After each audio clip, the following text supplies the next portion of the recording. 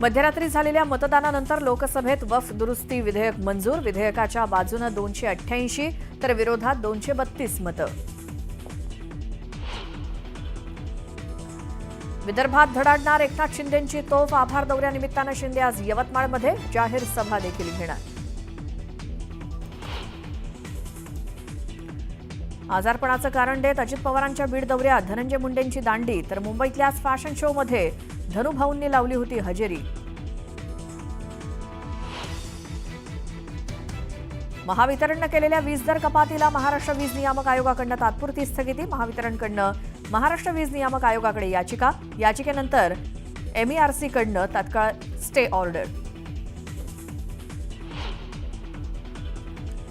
10 रुपयांची सिगारेट 11 रुपयांना दिली म्हणून ग्राहक आणि दुकानदारामध्ये राडा. दुकानदारांना केलेल्या मारहाणीत ग्राहकाचा मृत्यू.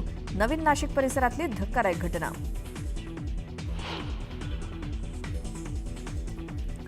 आज संपूर्ण पुणे शहराचा पाणीपुरवठा राहणार बंद. पंपिंग आणि विद्युत विषयक तातडीच्या देखभाल दुरुस्तीसाठी कामं करून पाणीपुरवठा बंद राहणार.